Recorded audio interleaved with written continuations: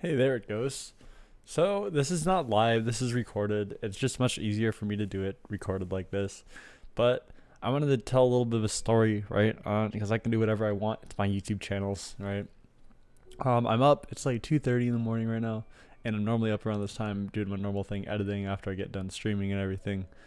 And I was working on some stuff, and I'm like, hey, this is an interesting time to talk about what's in my computer because I did something kind of foolish the other day. So I'm gonna show you that. I'm gonna switch to the main screen here. So I'm in After Effects and stuff like that, working on stuff for like my main YouTube channel that's not for streaming or anything like that.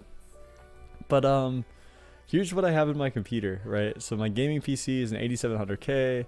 So it says 64 gigabytes of RAM. I actually don't have exactly that much. I think I'm running just a little bit less because I had an issue. I changed RAM kits, so I think I'm like 48. I'm running a 16 gig kit in the 32 instead of two 32s. But I put 64 because that's what I'm normally running. And that's Hyper X or Ballistics G Skill. I don't know. It's G Skill, but whatever. It doesn't really matter the specifics. And a GTX 1070. I also have on my PC a bunch of hard drives. Like here's some 4 terabyte drives. There's another 4 terabyte drive somewhere. So here's some 4 terabyte drives. There's a 250. There's two 1 terabyte drives. Here's a half a terabyte. Here's a whole terabyte. Here's a 120 gigabyte SSD. Actually, that's an SD card over here. But I just always have all these things kind of plugged in, and I have a ton of storage in my computer and attached to my computer. And what I thought was interesting is when I shared this, I was like, hey, this is going to be super good for people to like understand how I did a dual PC. And I put lots of notes here. And I'm like, here's how you do it. You put this in here like this. I have my Sony A7 III. And that goes into an AverMedia Live Gamer Portable. It's really hard to see because my webcam is probably in the way. But and I have all these things that like took me a while to figure out. And I think I should share these things, right? Here's my settings that I use. I can stream at these settings and it works just fine. Foolish me to think that Reddit would not just be like, oh, F word. There's no way, and you need 64 gigabytes of RAM for a damn gaming PC. Could have cut that in half or down to 16 gigabytes.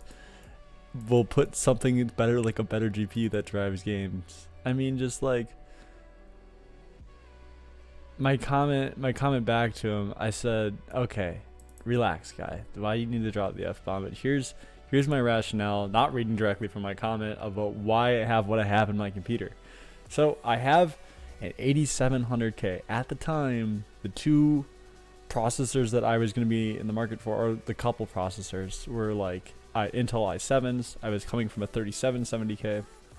I had some money and I wanted to spend it on computer upgrades because it was getting pretty slow and not competitive for like editing and stuff, which is mainly what I do. So when it comes to 1080p video editing, which is what I did at the time, the most of in Premiere, the Intel series is better. Ryzen was out for a little bit, but people switched to Ryzen. And it's like, Extreme Edition versus Ryzen was more. It's like more cores or whatever, and then but really the 8600K beat out Ryzen 1 and 2 in 1080p editing. The 1800X is slower than the 8600K. Which is an i5, and that's how it was. And the 1800X cost $500, and the other one cost around $250. So it was an easy solution there to go to the 8700K, which literally doubled my timeline performance, and doubled half my render times. It was just a beast, right? This thing goes up to 5 gigahertz. I have a board in there that has some nice stuff, but that's what I use it for: video editing, not just gaming. But it also has great gaming performance. It's true. Along with the GTX 1070, I can play most games I want in 1440p at the settings that I want to play them at. The game that I play the most is CSGO. I don't need a huge graphics card. I would actually have a lesser graphics card than this because I really don't care. I've had like 980s before. The only reason I have this card is because this is pretty much the best bang for buck that I could get for video editing. The 1060s are just slightly better value, but this gives me a little bit more performance out of that, and it gives me larger frame buffer, up to 8 gigabytes. of VRAM, which is the first card with 8 gigabytes of VRAM. It's also a 10 series card. So for this monitor, I need a 10 series card that can support 1440p at 155 hertz, because that's not natively supported. But that pixel clock isn't supported on cards like the 980 actually, which is funny. So I need a 10 series card because that's the cards who support DisplayPort 1.4 that actually gets that. HDMI 2.0 actually can't do that. And it may be able to do it at lower resolutions, but it can't support it. So the cards that could support it had to be a 10 series, and that means it had to be, I think, a 1060 nut, maybe a 1050 would have worked, but I wasn't ever in the running for one anyways. And then the deciding factor there was 8 gigabytes versus a max of 6 gigabytes of VRAM, which when it comes to textures and stuff like that in After Effects and Blender and stuff, you need more VRAM. So I wasn't getting a huge advantage by going with something like a 1080 or a 1080 Ti. Like, I think they have a little bit more, but I didn't need that much, and it was already really good. I needed more RAM though, because that's what I do, I edit. So just kind of a message out there, just because I posted on a PCMR does not mean I just game, right? Also, there are a lot of advantages to a dual PC streaming setup that aren't performance related. But some people get a 1950X or whatever it is. This guy said, there's a guy, I think he deleted his comment. Oh no, get a 3950X or stream on the GPU. Hold on, I missed it. Get a 3950X or stream on the GPU. I don't see how streaming PCs aren't damn useless if you're not. Okay, sweet. I can use my PC as normal without having load on my main PC. Okay, performance related. Dumb. Managing things that I don't want on my main PC. So that's the big thing for me, that I don't have to think. What I do on here is completely separate than what I do on my streaming PC, and that's really, that's a big advantage for me. I don't have to worry about a lot of the things like going into an application, clicking something, going out of the application, going to something else, using hotkeys. If my PC freezes, is the stream frozen? Is the stream going? If something happens, how do I mute everything if I really need to mute everything really quick? What if my hotkeys don't work? What if the application crashes on my computer and I need to fix it? I don't run into those things on the streaming PC, because if this PC breaks and I need to restart it really quick, I just restart it and I don't lose the stream. It's a completely separate system. There's an advantage to a streaming PC for that, and it didn't cost me all that much. Like, in total, I probably have spent $400 on the whole thing. That differs per person because I already had the hardware for the rest of the PC just sitting around. That's completely different. Actually, I think I paid over $400 because I have 2 capture cards. The only things I needed to buy separate were this Elgato, this 4K60, because I wanted that 144 hertz pass through, which I ended up not even needing as much of, but this lets me do it in a way. Actually, no, I did need this to run the kind of monitor that I run into a computer directly. That's what you need. It's a really good card and a really good product. And this Go XLR Mini. Those were my 2 big things.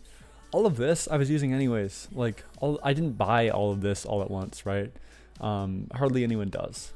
I own this my friend gave me for $30 or $10 or $15, $20, whatever he did. That's an old capture card that he had. Really, my 2 big investments for this were about just under 200, and this were just over 200, right? And there's just a lot of advantages to this outside of performance that people don't think about, because a lot of people on the internet just want to talk about just performance, and hardware and talking about hardware is something we need to get away from. And I know I just discussed why I made the hardware choices that I did earlier, talking about my computer, but at the same time, hardware isn't everything at the end of the day. There are people, no matter what, someone's always going to have better hardware than you or slightly better value than you. But if I do it some way, I don't understand why I need to be roasted because I have 64 gigabytes of RAM, and for what they do on their computer, just play games. They don't need that. Also, Intel has always been faster for me till now. Maybe one day in the next PC I will go to a 3700, 3900X or whatever. Maybe I will go for a Threadripper. I'm running into issues where I don't like the timeline performance I'm seeing in Premiere, so maybe I'll just switch applications to DaVinci Resolve or something. I don't know. There's a lot of possibilities in the future, but for right now, for when I built this, this was the fastest system I could build for this. There wasn't a faster system than the 8700K in After Effects. All around. This was the best. That was the best one you could have at the time. The best. No contest. Like, maybe in slight things, but all around the best. Like, in certain particular aspects, Ryzen or some multi-core thing, but having more than 4 cores in like After Effects really didn't matter because it was all about that clock speed. It's just not optimized. It's old. It's an old program. It's a new looking program, and it's really old under the surface. It's really old. So I don't know. There's my little rant.